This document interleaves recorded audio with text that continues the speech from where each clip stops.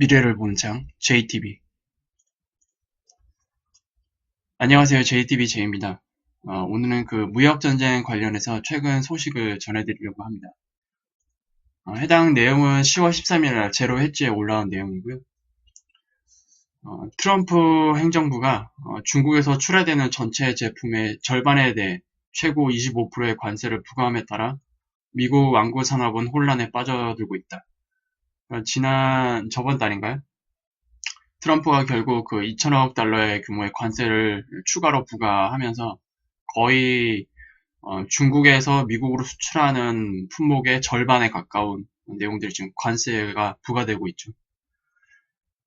바비 인형, 스파이더맨, 액션 피규어, 그리고 트랜스포머 등은 트럼프 대통령의 새로운 관세 분노를 피해왔지만 내년에 세계 최대 경제 대국 사이에서 전면적인 무역 전쟁이 발발하며 영향을 받을 수 있다. 현재 그 완구 쪽은 관세를 지금 면하고 있거든요. 그런데 내년에 전면적인 무역 전쟁이 이제 발발하게 되면 이 완구 쪽도 관세를 피할 수 없게 될 것 같습니다. 사우스 차이나 모닝 포스트에 따르면 가장 최근에 무역 관세는 이미 아동복, 보드게임, 미술품에 영향을 미쳤으며 미국은 지난달 그 품목에 대해 10% 관세를 부과했다. 이러한 관세는 1월 1일에 25%까지 오를 것으로 보인다. 전면적인 무역 전쟁이 발발한다면 미국 경제에서 거의 108억 달러를 삭감하고 6만 8천 개의 미국 일자리를 잃게 될 것이라고 연방정부의 완구협회 부사장인 레베카 몬드가 말했다. 일단 이 전면적인 무역 전쟁이 발발하게 되면은 미국도 역시 마찬가지로 굉장히 많은 타격을 입을 거라고 그 미국 쪽의 완구협회 부사장이 얘기를 하네요. 그녀는 관세가 중국에 더 큰 영향을 미칠 것이라고 말했다. 예, 물론 우리가 다 알다시피 무역 전쟁은 중국에 더 큰 악영향을 미치고 있습니다.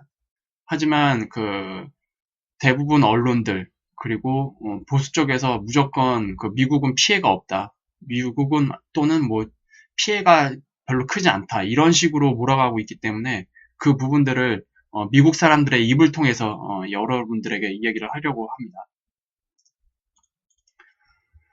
합니다. 연간 그 미국에서 팔리는 완구의 약 85%가 중국에서 생산된대요. 중국은 이미 자리 잡은 제조업 기반 지역이다. 인프라가 거기에 있다. 쉽게 움직이는 기반이 아니다. 관세가 인상되더라도 중국에 머무르는 것보다 미국으로 제조 공장을 옮겨오는 것이 여전히 더 비싸대요. JP모건은 2019년부터 본격적인 무역 전쟁을 예고했다. 레베카 부사장은 많은 완구 회사들이 2018년 남은 기간 동안 관망하려는 자세로 접근하려 하고 있다고 말했다. 그러니까 지금 당장 뭐 공장을 이전한다든지 이런 행동들보다는 일단 이 추이를 보려고 한다는 거죠. 그녀는 그 공급망을 바꾸는 것이 쉬운 일이 아니라고 덧붙였다. 예, 저도 동감합니다. 제가 그 예전에 그 무역전쟁 관련해서 처음 영상에 삽입했을 때 누가 댓글로 이런 얘기를 비슷하게 한 것 같았는데 저 역시도 그때 그 거래처를 바꾸거나 그 다음에 뭐 제조 그 과정을 다른 지역으로 옮긴다는 거는 단기간 내에 일어날 수 있는 일이 아니고 그리고 그에 따른 많은 유동성이 필요하기 때문에 쉬운 일이 아니라고 제가 분명히 말씀을 드렸습니다. 지금 미국의 완구협회 부사장도 그 얘기를 하고 있는 겁니다. 그녀는 덧붙였다. 이러한 관세가 지속될까요? 만약 그렇지 않다면 단기적인 문제로 제조 공장을 바꾸는 것은 분명히 이치에 맞지 않습니다. 그렇죠. 이러한 무역 전쟁이 과연 지속되지 않을지 대부분 사람들은 중국이 단기간 내에 뻗어버릴 거라고 예상했지만 분명히 이건 장기화된다고 말씀을 드렸죠. 그래서 만약에 이게 장기화된다면 제조 공장을 바꾸는 것을 충분히 고려를 해야 되고 만약에 이러한 관세가 갑자기 미중의 극적 타결로 인해서 조금 해빙 모드로 들어가거나 또는 트럼프 정권이 2020년 이후 재선을 하지 못할 경우 이 문제에 대해서 또 다시 변경이 있을 수 있기 때문에 그러한 그 불확실성 때문에 이제 레베카는 이렇게 말한 겁니다. 그러니까 지금 이러지도 저러지도 못한 상황이에요. 한마디로. 왕구는 매년 중국에서 미국에 가장 많이 수출되는 것들 중 하나이다. 국제무역위원회에 따르면 완제품 왕구는 지난해 중국에서 미국으로 수입된 제품 중 네 번째로 큰 품목 122억 달러였다. 이 표에 보시면 알겠지만 가장 많은 품목, 미국이 중국산 제품을 소비하는 것 중에 가장 많은 품목을 차지하고 있는 게 그 모바일 쪽입니다. 스마트폰, 그리고 랩탑, 그리고 와이파이, 그 다음 네 번째로 장난감. 장난감 산업이 미국에서 굉장히 큰 규모를 가지고 있죠. 유로모니터 인터내셔널에 따르면 2017년에는 미국 시장에서 장난감 판매액이 243억 달러에 달했다고 한다. 미국의 장난감 시장이 이렇게 커요. 본격적인 무역 전쟁의 위협은 미국 장난감 산업이 아직도 토이스 R 어스 업체의 파산으로부터 회복되고 있는 이 시기에 장난감 제조업자들에게 심각한 스트레스를 줄 수 있다. 최근 미국의 장난감 산업에 큰 영향을 줬던 토이스 R 어스가 파산을 했죠. 이것 때문에 대부분 장난감 제조업자들이 크게 흔들리고 있습니다. 그런데 여기에 엎친 데 덮친 격으로 무역전쟁까지 발발했어요. 그래서 지금 이것 때문에 물론 왕구 쪽은 관세가 현재 적용 중이진 않지만 내년에는 적용될 수 있다라는 그런 우려 때문에 심각한 스트레스를 받고 있어요. 관세부과는 토이스 R 어스의 최근 파산을 고려할 때 역사적으로 우리 산업이 가장 안 좋은 시기에 적용될 것입니다. 라고 마텔의 코린 머라이가 공개 서한에서 말했다. 토이스 R 어스의 파산은 이미 청소년 제품과 왕구 산업에 엄청난 영향을 미치고 있다. 현 시점에서 미국 산업에 대한 추가 세금과 같은 것을 부과하는 것은 심각한 부정적 영향을 끼칠 수 있다라고 덧붙였다. 바비 인형과 DC 코믹스의 제조사인 마텔은 공급망을 재조정하는데, 그러니까 한마디로 중국에 있는 그 제조 공장을 다른 곳으로 이전한다는 그런 내용을 말하는 겁니다. 재조정이라는 건. 공급망을 재조정하는데 어려움을 겪을 것이며 관세는 결국 가격 인상과 소비자의 그 선택지 감소로 소비자들에게 벌을 줄 것이라고 말했다. 그러니까 이런 피해가 결국 다 미국 소비자들에게 간다라는 그런 내용입니다. 지난달 왕구협회는 미국 무역대표부 사무소에 중국 생산자들이 반년 동안 장난감을 만들고 다른 반년 동안은 다른 상품을 생산하는 이 산업의 계절적 성격에 적응했다는 편지를 보냈다. 미국 소비자들에게 훨씬 더 중요한 사항 중 하나는 미국 왕구 산업은 가지고 놀 때 미국의 어린이와 가족을 보호하는 엄격한 미국 안전 기준을 준수하여 생산하도록 하기 위해 투자했습니다. 라고 왕구협회는 편지에 말했다. 따라서 다른 곳에 새로운 제조 공장을 설립하는 것은 기업들이 이러한 요구사항의 새로운 제조법을 식별하고 교육시키고 장난감들이 실제로 적합하다는 것을 확실히 해두기 위해서 그들과의 관계, 그러니까 새로이 그 제조 공장을 설립하는 그쪽 지역의 그 관계를 말하는 거죠. 그들과의 관계를 발전시키기 위한 상당한 비용을 들여야 되고, 그리고 성급하게 움직이게 할 수 있다. 그러니까 보통 이런 완제품들이 문제예요, 지금. 그 재료 같은 것들은 그나마 빨리 그 중국에서 수출해 오던 것을 수입해 오던 것을 다른 지역에서 수입하는 것을 이제 쉽게 고려할 수 있는 반면에 이렇게 완제품을 납품하는 그런 업체들 같은 경우에는 제조 공정 라인 자체를 다 옮겨야 되기 때문에 굉장히 많은 비용이 들어가고 그리고 시간도 투입돼야겠죠. 왜냐하면 이동된 그 지역의 근로자들이 이러한 시스템과 그리고 교육을 다 받아야 되기 때문에 숙련도가 지금은 중국 시장에서 진행되고 있는 수준까지 이르려면 상당한 시간이 좀 필요할 것으로 보입니다. 그런 게 제일 문제입니다. 하스브로 CEO, 그러니까 하스브로는 마텔과 함께 미국의 그 왕구 산업의 양대 산맥입니다. 하스브로 CEO인 브라이언 골드너는 중국으로부터 생산을 이전하는 것에 대해 애널리스트들에게 말했으나 그는 이 변화가 미국으로 돌아가는 것이 아니라 다른 저임금 국가들로 가는 것이라고 분명히 했다. 트럼프는 이제 많은 제조 공장들이 미국으로 돌아오길 바라는 마음으로 관세를 올리기도 하고 있는데 실제로 비용 문제 때문에 대부분 회사는 그렇게는 생각을 안 하고 있다는 거죠. 그는 중국에 있는 그것의 공급망의 작은 부분을 다른 곳으로 옮기는데 많은 시간이 걸릴 것이라고 말했다. 지금 앞서 말씀드린 그 부분입니다. 하스브로사가 하룻밤 사이에 중국에서 또 다른 저비용 국가로 이동할 수 있는 방법은 전혀 없습니다. 라고 업계 전문가인 클러스터 무역회사의 CEO 루츠가 말했다. 그들은 인프라나 공급망을 갖추고 있지 않다. 새로운 다른 지역으로 제조 공장을 옮기려면 결국 인프라도 없고 공급망도 제대로 갖춰지고 있지 않기 때문에 이러한 것들까지 다 감안한다면 정말 어려울 것 같습니다. 루츠는 중소기업들은 중국 밖에서 공급망을 재작업할 때 재정적인 유동성을 가지고 있지 않다. 그렇죠. 특히 큰 회사는 그렇다 치고 작은 회사는 이 유동성 문제 때문에도 많은 어려움이 있을 것으로 보고 있네요. 거대 장난감 회사인 마텔은 이미 그 토이스 R어스가 파산하기 전에 고군분투하고 있었다. 이미 무역전쟁 이전에도 고군분투하고 있었대요. 이 회사의 주식은 연간 마이너스 5.6% 하락했으며 공매도 규모는 16.4%나 늘었다고 하네요. 지금 뭐 계속 장난감 시장이 하락 추세를 유지하고 있죠.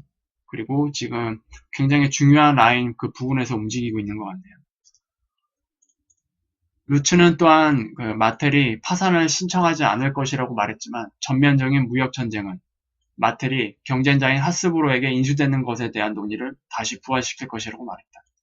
결국 내년에 전면적인 무역 전쟁이 발발하게 된다면 이런 마텔 같은 회사 같은 경우에도 결국 수익성 악화로 파산을 고려해야 되고 결국 하스브로에게 인수합병 당하는 것을 논의할 것 같습니다. 마텔은 이미 초조해하고 있습니다. 라고 루츠는 말했다. 하스브로는 한동안 마텔을 인수하려고 해왔습니다. 관세가 이제 적용되면 독립기업으로서 살아남을 수 있을지는 의문이다. 하스브로조차 이제 마텔을 인수하려고 노력해 오고 있었는데 문제는 지금 무역전쟁이잖아요. 무역전쟁 때문에 내년부터 그 완구 산업에 관세가 적용되면은 독립기업으로서의 그 이점도 있지만 관세 문제가 상당하기 때문에 과연 이 환경에서 살아남을 수 있을지 의문이라고 하네요. 중국으로부터 공급망을 다시 가동하는 다국적 기업들은 무역 흐름을 방해할 가능성이 있다. 이미 세계 성장 모멘텀은 무역 불확실성으로 인해 둔화되고 있으며 2019년까지 계속될 것이다. 그래서 이 전체 내용을 인터뷰한 그 관계자가 이렇게 물었어요. 그 다음엔 무엇이 올까요? 그랬더니 글쎄요. 글로벌 성장이 내년쯤이면 겁을 먹을 것이고 그리고 미국의 위험 자산의 가격을 다시 매길 수 있을 것입니다. 굉장히 무서운 말이죠. 글로벌 경제 성장이 내년에 이제 전면적인 무역 전쟁이 발발하기 시작하면은 2019년 전체 그 한 해 동안 글로벌 성장이 굉장히 둔화될 것으로 이제 보고 있고 미국의 위험 자산 이것이 다시 재평가받을 수 있대요. 이것은 현재 그 미국 위험 자산이 그나마 투자자들 입장에서 가장 높게 매겨지고 있잖아요. 이 가격이 다시 매겨질 수 있다는 것은 굉장히 큰 하락을 예상하는 그 뉘앙스의 그 내용입니다. 완구업계도 JP모건이 생각하는 것처럼 2019년에 그 본격적인 무역전쟁이 벌어지면 트럼프 대통령의 그 무역전쟁에서 살아남기 위해 고군분투하는 또 다른 산업에게는 재앙이 될 수 있다고 생각한다.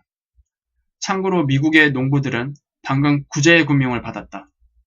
퍼펙트 스톰이 몰려오고 있다. 라고 이렇게 마무리를 했네요. 그러니까 완구 산업에 지금 중국에서 미국으로 이제 수출하는 품목 중에 네 번째로 큰 규모잖아요. 근데 완구 산업 지금 이 제로에지는 완구 산업에 대해서 집중적으로 인터뷰를 했지만 문제는 이게 완구 산업에 국한되겠어요? 아니죠. 다른 산업으로 다 이제 연결이 되겠죠. 이러한 비슷한 환경이에요. 다른 산업에도.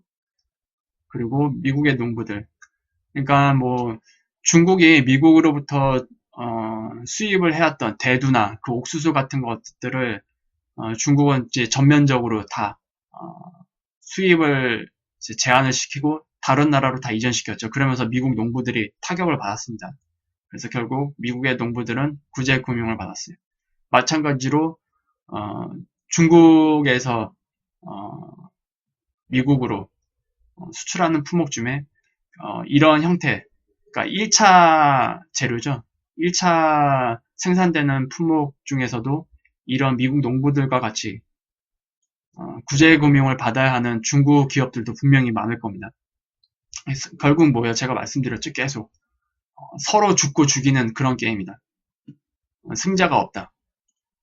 그리고 미국에서 실제로 이 사업을 하고 있는 미국 사람들 입에서도 조차 그렇게 말을 하고 있어요. 그리고 다음 마지막 내용은 저번에 그 댓글을 통해서 옐런 제이님이 공유해 주었던 그 내용인데 지난 그 연준 의장이죠.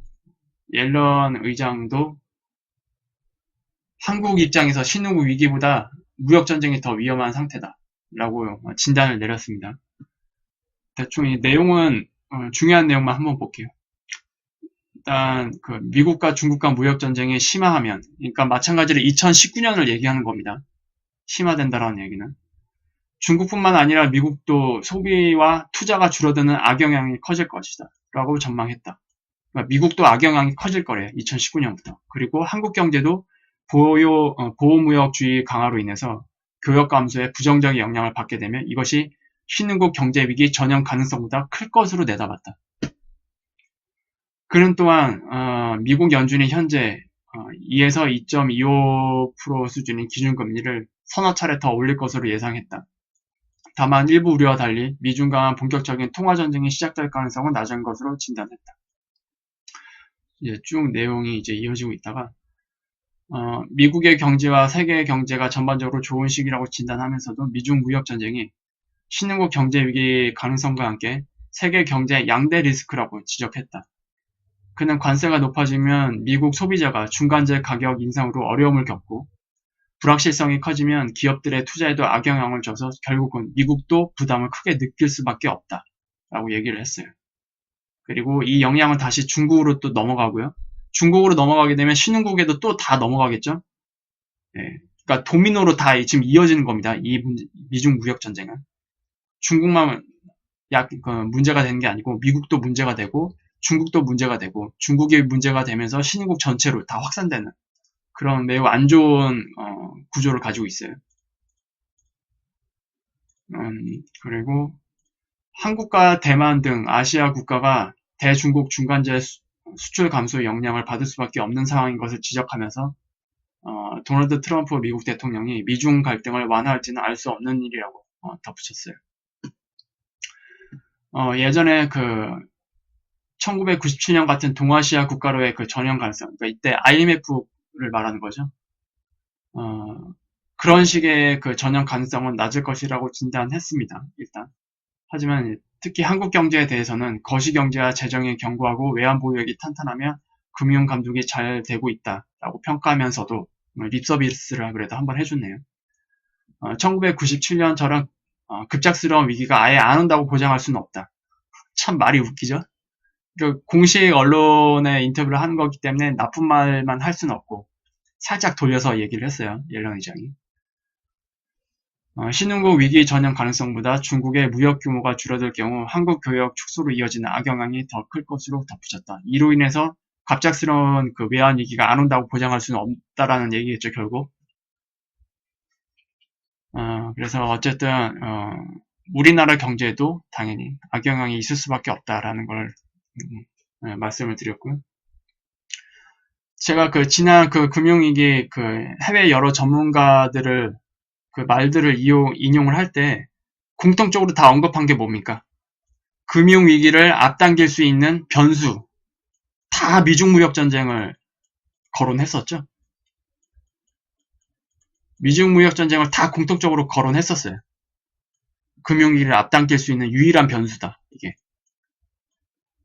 그리고 2019년에 그 미중무역전쟁이 이제 전면전으로 확산이 될 예정이기 때문에 시기상으로 굉장히 안 좋죠. 그래서 여러분들이 그 미중 무역 전쟁도 계속 꼼꼼히 확인을 해두셔야 된다라고 제가 말씀을 드리고 싶네요. 그래서 오늘 내용은 이 정도로 마무리하겠고요. 유익한 영상이 되셨다면 구독, 알람, 좋아요 부탁드립니다. 그러면 이제 다음 시간에 다시 뵙도록 할게요. 감사합니다.